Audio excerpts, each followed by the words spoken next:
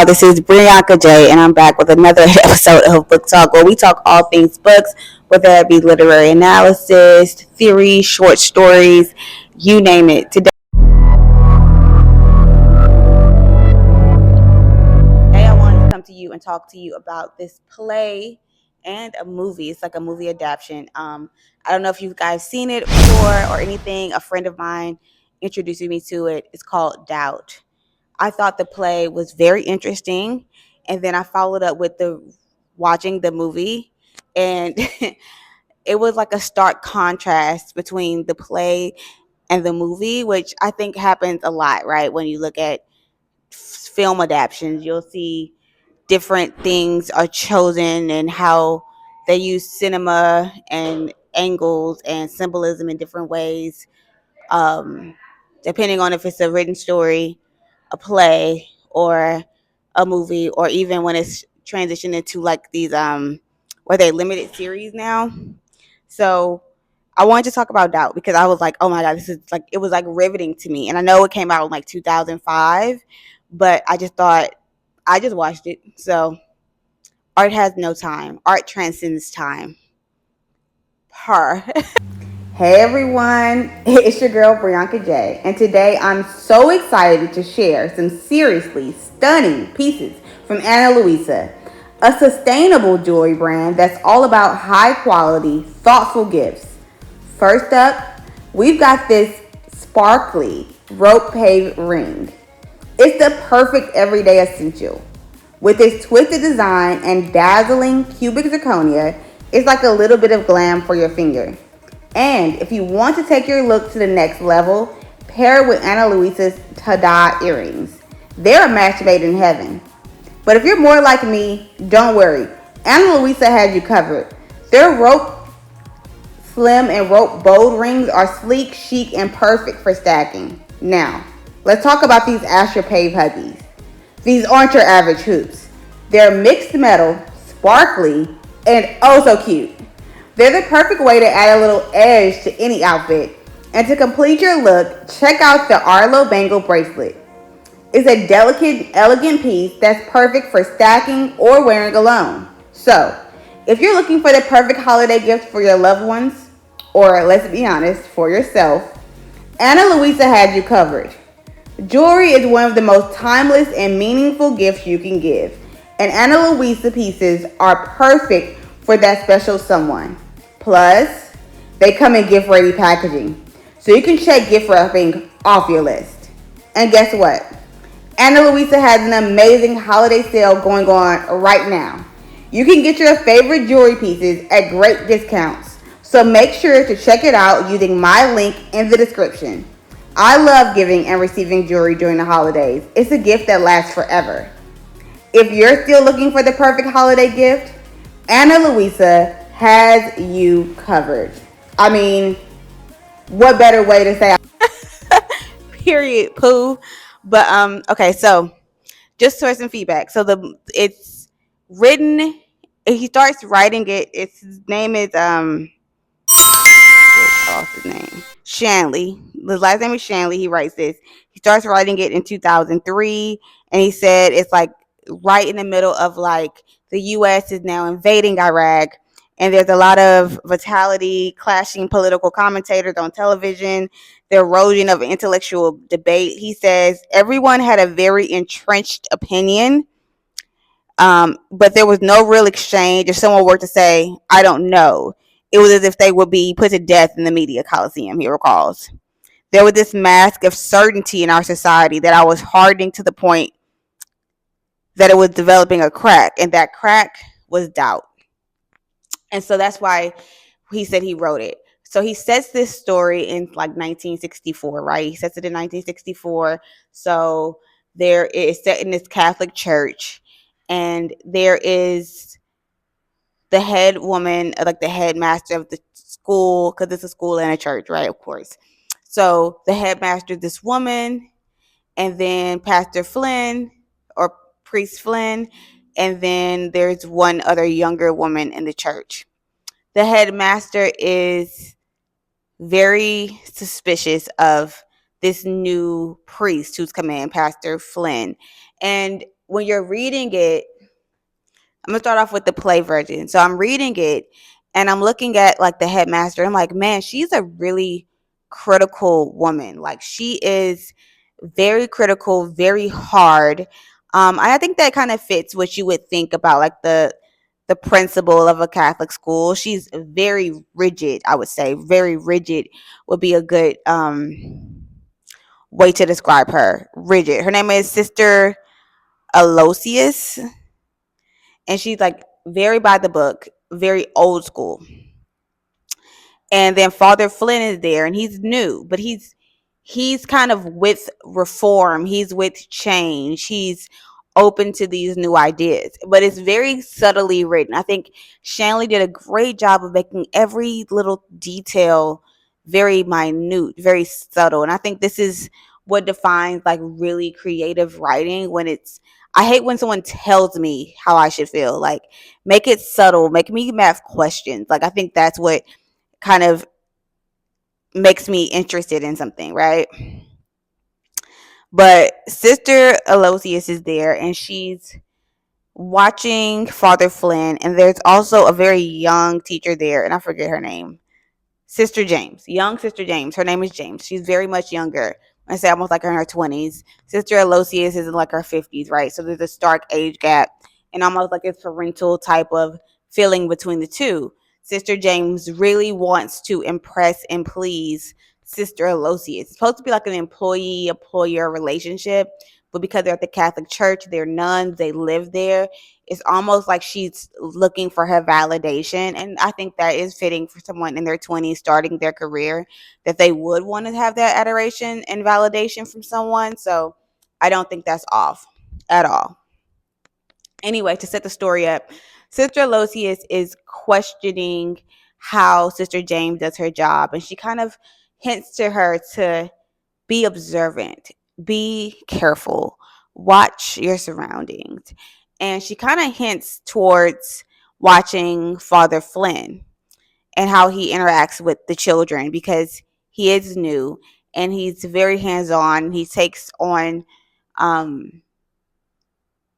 he's had, he's a priest. So, and all of the background, salacious type of commentary that goes on with the Catholic Church, priests and altar boys, all of that is set into this play. So there's also this one young kid, his name is Donald. And Donald is actually the first black kid to come to their school. And so Donald's there 1964, right on the head of the civil rights movement, right around the Kennedy assassination, right around this reform of the Catholic Church. Father Flynn is being particularly nice to Donald. This isn't stated like as his reason why, but this is the historical context, and he's being very nice to Donald. Sister Aloysius is suspicious of this. She is suspicious. She doesn't feel comfortable with this greater interest in this student. Why are you taking interest?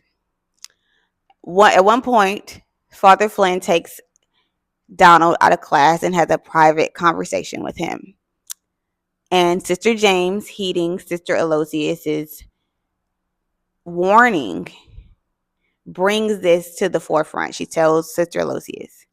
Sister Aloysius then accuses him very subtly, very lightly, of having an inappropriate relationship with this young black kid in this Catholic church. He's the only black kid there. Salacious. What happens then is you see Father Flynn feel offended, and you as a reader start to question who's right and who's wrong. Is Sister Aloysius right in her suspicion, or is Father Flynn just being a really careful priest and taking interest in children? I worked in a school setting. I worked there for 3 years, and I think that was the craziest tightrope to be walking, is having a relationship with the students where they can approach you and they feel comfortable talking to you and they, trust you, but also not allowing them to be so close to where people start to doubt your intentions and to start creating this level of quote unquote doubt around who you are and where your values are and if you've crossed the line. Um, I really hate that part of being in a school system. When you're a very open hearted person, it's hard to balance those two things, and people are naturally suspicious. And he really does a good job of like bringing all of that into attention. And he shows how a suspicious person, Sister Aloysius, how her suspicious mind can create a guilt and a certain perspective of a person, whether they have found truth or not. And I would hate to spoil it for you, but you watch it and you're like, damn, by the end of it, you're like, okay, was Father Flynn wrong? Was he right? Did he do anything? And you kind of don't know, because Shanley does a really good job of writing this story. You have to kind of read between the lines.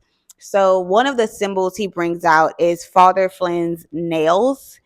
At one point, he's telling the boys, like, hey, you don't have to, your nails need to be very clean. You need to have clean nails.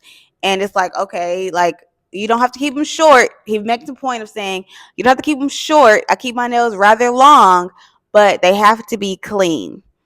And I was like, that made me like, why is this an important detail in the story that Shanley put this in here? As cleverly as he wrote, it made me like, why is this random detail in here? And then I thought about it, and it's about the vanity, like vanity of the sin, right? So, and it's also like, if you've ever been into true crime, I got into it before. If you ever been into true crime, if you think about how a criminal thinks, they make an extra special effort to blend in. And that's kind of what Shanley's hitting to. One, the increasing thought of vanity is very sinful, but it's also could be thought of as about the changing times. Like, times are changing, how men approach themselves, whether they wear their nails long or short, is changing, whether how they deal with sexuality is changing. And it also can be seen as, he's showing that he's open to these new ideas, quote unquote. That he doesn't think things have to remain as they've always been. He's pushing the norms. He's not quite fitting in because they're still long. So that was a detail that made you kind of question Father Flynn.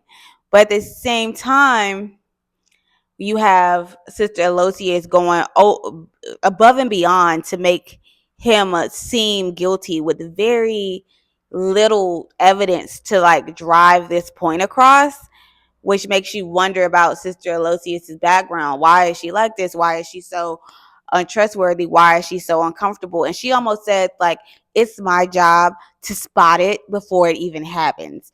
And when she decides that he's guilty in her mind, and she has this feeling, this suspicion, she begins to set up a campaign to prove this guilt, whether she had proof or not.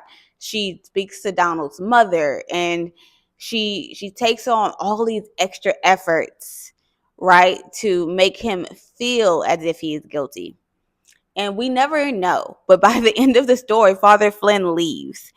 And to her dismay, Father Flynn ends up with like a promotion at a better school, doing better and everything like that.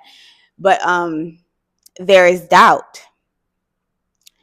And so I was like, this story is written so well, guys. Like, I was very amused by the story, to the point that I was like, okay, now I have to watch the film adaptation. So I bought the film adaptation. I'll put the PDF down here because I want you to guys check it out. It's a quick read. Like, I read it in like an hour or two. But the film, I think I had to pay $3.99. It's on Paramount. So if you have a Paramount for subscription, then you can watch it, or you can get it on a free trial for like 7 days. Do your thing. You know what you're doing. So on the film adaptation, it's Meryl Streep, it's Viola Davis, is a very credible actor. I forgot Father Flynn. He's a credible actor, and I forget his name. I hate to not know his name, but he's in it as well. And there is a certain level of details that make you say, huh. The director uses the angles differently. He uses elements like wind in a very clever way. He used elements like lights in a very clever way. So you have winds kind of rushing through and kind of representing that changing time that I talk about from the historical context. He brings that into the play through the use of wind. And then you also have a light bursting, a light bulb that bursts within Sister Aloysius's office as she consistently pushes this level of doubt and quote unquote concern. Um, but as I was watching the play, I was like, okay, well now, and when I watched the movie adaptation, I was like, okay, well now I think Father Flynn is guilty. Where when I read the play, I thought that Sister Aloysius was fucking crazy. So, so then when I watched the movie, I was like, well, wait, is Sister Aloysius crazy? Is Father Flynn a little inappropriate with the children? Because of how the director set it up, you had to question it. But then by the end of that movie, which incredible acting by Meryl Streep, incredible acting by Viola Davis, I sat back and I said, well, damn, I still don't know. I still don't know. So even as I'm telling you about this, I'm asking you guys to watch it and even kind of let me know who you think. Do you think Father Flynn had an inappropriate relationship? Or do you think Sister Aloysius was just crazy? But I think what we really think about is the moral issue of suspicion and how it casts doubt. And if a person is suspicious of you and casts doubt on your character and people's perception of you, does it matter if you're guilty or not? Does it matter? Does truth outweigh the perception people have of you? Can you move on through that? I think that's the big question that that left me hanging in the cliff, and I was just like, I don't know what to do with this. And I actually kind of got into this maybe like a couple weeks ago, but it's still sitting with me. That's how amazingly it was written. And so it's like that's why I wanted to share it with you, because it left us open to so many questions, but it also was written in such a eloquent and elegant way. I just had to be like, hey, I really want you guys to look at this, take a peek at this, and then give me your insights. And maybe I'll come back more and talk a little bit more about the characters and the details and things of that nature. But I wanted to kind of push this idea on you guys to check it out. And I'll be back and talk a little bit more about what I think. Yeah, see you next time.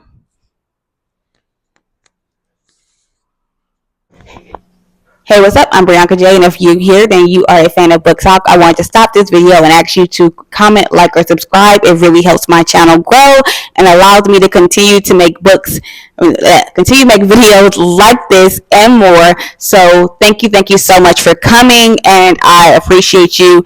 If you're interested, please become a member or buy some merch. It's totally right here for you and available, and I will see you next time.